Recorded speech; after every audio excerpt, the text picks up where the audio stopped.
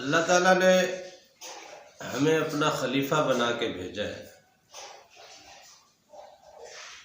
دنیا داری میں آپ دیکھ لیں نا، یہ دنیا مجاز ہے اس حقیقت کا، وہ جو حقیقت آگے ہمارے سامنے آنی ہے، جس حقیقت میں ہم نے جانا ہے، اس حقیقت کا یہ دنیا مجاز ہے۔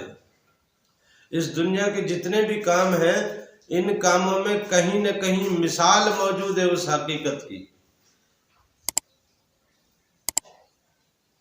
اس دنیا کے ہر کام میں، ہر عمل میں، ہر فعل میں حقیقت کا کوئی نہ کوئی راز پوشیدہ ہے۔ اس نے ہمیں خلیفہ بنا کے بھیجا۔ اب دنیا میں جو خلیفے بنے پھرتے ہیں، جو کسی کے منشی بنے پھرتے ہیں یا کسی کے نائب بنے پھرتے ہیں، وہ جب کسی کام کی غرض سے کہیں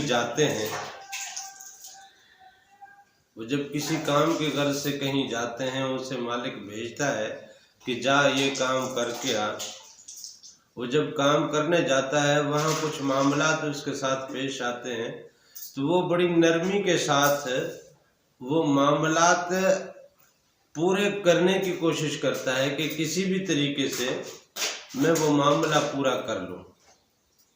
جس معاملے کے لیے، جس کام کے لیے، جس ضرورت کے لیے میرے مالک نے مجھے بھیجا ہے، کسی بھی طریقے سے وہ ضرورت، وہ کام، وہ حکم بجا کے لاؤں تاکہ مالک میرا خوش ہو جائے۔ کبھی کبھار معاملات میں ایسا بھی ہوتا ہے کہ اسے بات ٹھیک سے سمجھ نہیں آتی یا فیصلہ لینے میں اسے کچھ ذرا دشواری ہوتی ہے، تو وہ بات کو روک لیتا ہے کہ رک جا، ابھی میں ذرا اپنے مالک سے پوچھ لوں، پھر اس کے بعد میں آپ کو بتاؤں گا۔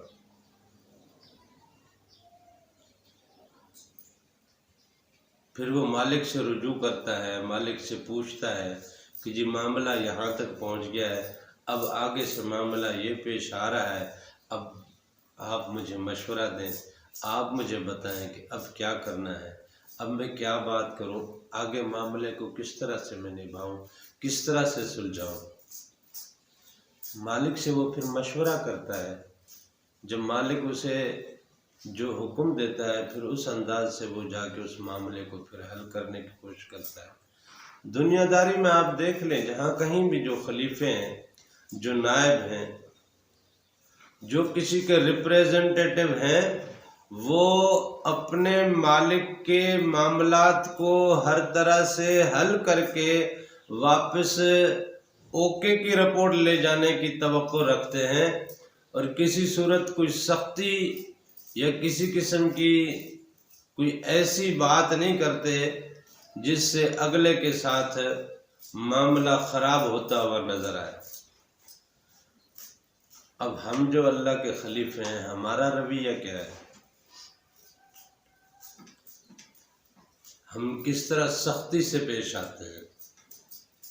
لوگوں سے خطا ہو جاتی ہے، اللہ نے پردہ رکھا ہوا ہے، ہم اس کی پردہ پوشی کے بجائے اس کی خطاؤں کو عیاں کرنے کی کوشش کرتے ہیں، ظاہر کرنے کی کوشش کرتے ہیں، اسے برا بھلا کہتے ہیں، اس کی عیب جوئی کرتے ہیں، اسے لوگوں میں رسوا کرتے ہیں۔ اگر کوئی کسی چیز میں، کسی کام میں ذرا سا سست ہے یا کاہل ہے یا غافل ہے، ہم اس چیز کا بھی اسے تانا دیتے ہیں اور بڑی سختی سے کہہ دیتے ہیں کہ اچھا تو نماز ہی نہیں پڑھتا، اچھا تو قرآن ہی نہیں پڑھتا، واہ بھائی واہ، تو روزے بھی نہیں رکھتا، روزے تو رکھتے نہیں ہو، نماز تو پڑھتے نہیں ہو، اور تم یہ بات کر رہے ہو۔ بھائی روزہ اور نماز تو بیسیکلی نفس کو مارنے کے لیے ہے نا، نفس کو مارنے کے لیے۔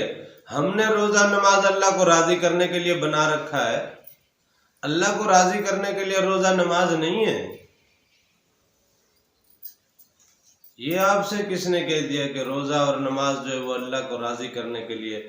حج دینا اللہ کو راضی کرنے کے لیے، زکوٰۃ دینا، زکوٰۃ دینے سے آپ کا مال پاک ہو جائے گا، ورنہ پلیت مال کھاتے رہو گے، حرام مال کھاتے رہو گے، اور حرام مال کھا کے تو تم کوئی اچھا کام کر نہیں سکتے، تمہاری کوئی نیکی تو اللہ کے ہاں پھر وہ لکھی نہیں جائے گی۔ اپنے جس طرح آپ اپنے جسم کو پاک کرتے ہو، جیسے اپنے کپڑوں کو پاک کرتے ہو، اس طرح آپ اپنے مال کو بھی پاک کرو۔ مال پاک ہوگا، پاک مال پاک غذا آپ کے اندر جائے گی تو آپ کے اندر سے ذکر کا نور پیدا ہوگا نا۔ آپ کے اندر میں جو غذا جا رہی ہے وہ پاک نہیں ہے تو پھر نور کیسے پیدا ہوگا؟ اور اگر نور پیدا نہیں ہوگا تو نور نور سے کیسے ملاقات کرے گا؟ پھر نور نور کا سامنا کیسے کرے گا؟ جب نور ہی نہیں ہوگا تو سامنا کیا ہوگا؟ آگ کا تو نور سے سامنا نہیں ہو سکتا، آگ کا آگ سے سامنا ہوتا ہے، جو جس کے جیسا ہوتا ہے اس کے۔ اب بادشاہوں کی ملاقات بادشاہوں سے ہوتی ہے،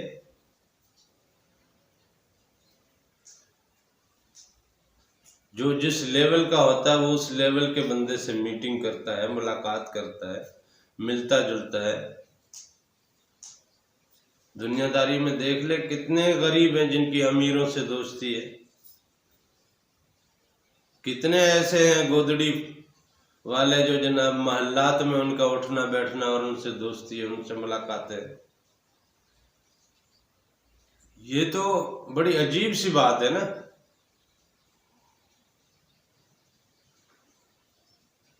لہذا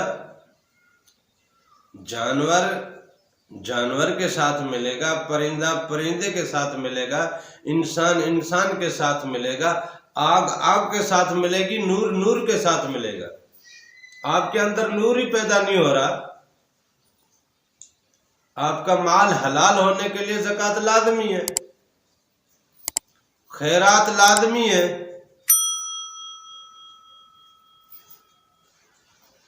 خیرات ہے، صدقات ہے، یہ اس لیے لازمی ہے کہ آپ جو اعمال کر رہے ہیں وہ قبولیت کا درجہ پا لیں۔ اب خیرات و صدقات کرتے نہیں ہیں، نمازیں پڑھتے ہیں، روزے رکھتے ہیں، آپ کے اعمال قبولیت میں جا نہیں رہے، حالات ویسے کے ویسے ہیں۔ دلوں میں نفس نے ابھی بھی، جناب ابلیس نے ابھی بھی ڈیرے جمائے ہوئے، اللہ کا دیدار تو نصیب نہیں ہوا نا، حضور پاک کی محفل تو نصیب نہیں ہوئی نا۔ نمازیں بھی پڑھے جا رہے ہیں، قرآن بھی پڑھے جا رہے ہیں، روزے بھی رکھے جا رہے ہیں، حج بھی کیے جا رہے ہیں۔ وجہ یہ ہے کہ ان کی قبولیت کی جو سند ہے وہ صدقہ اور خیرات ہے۔ ہمیں مال سے محبت ہے، مال تو ہم خرچ کرنا نہیں چاہتے، کسی غریب، کسی مسکین، کسی بیوہ، کسی بے آسرا، کسی بے سہارا کہ ہم ہمدرد تو بنتے نہیں ہیں۔ پھر قیامت کے روز جب اللہ پوچھے گا کہ میں بھوکا تھا، مجھے کھانا کیوں نہیں کھلایا، تب آپ کہو گے نہیں اللہ پاک، اللہ تو بھوکا رہ نہیں سکتا، آپ تو بے نیاز ہو، اے اللہ تو بے نیاز ہے، تجھے بھوک کس بات کی؟ اللہ تعالیٰ کہے گا میں بیمار تھا، مجھے تو پوچھنے تک نہیں آیا۔ تو بندہ کہے گا مالک تو بے نیاز ہے، تجھے بیماری کس بات کی؟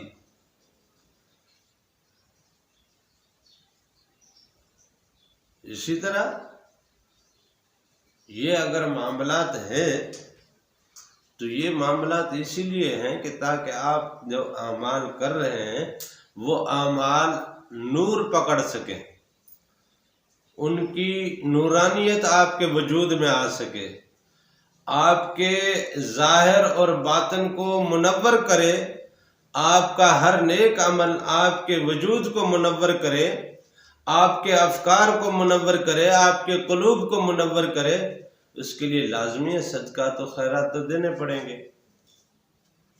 یہ نماز، یہ روزہ، یہ حج، یہ زکوٰۃ، یہ صدقات، یہ خیرات، یہ تو سارے نفس کو قابو کر کے آگ کو بجھا کے نور کو پیدا کرنے کے لیے ہیں۔ اللہ کو راضی کرنے کی ہماری تو مجال نہیں ہے نا۔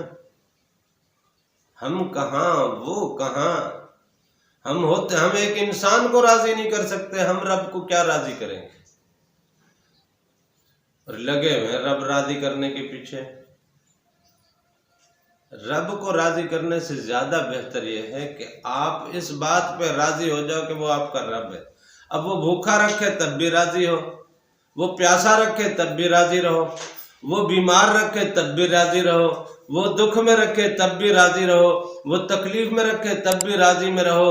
وہ کسی بھی طرح کی کوئی بھی مشکل یا کوئی بھی امتحان آپ کے اوپر ڈال دیتا ہے، آپ اس میں راضی ہو جاؤ۔ مالک اگر تو نے یہی میرے نصیب میں لکھا ہے، اگر میرے لیے تو نے یہی بہتر سمجھا ہے، تو بہترین دوست ہے نا، تو بہترین دوست ہے،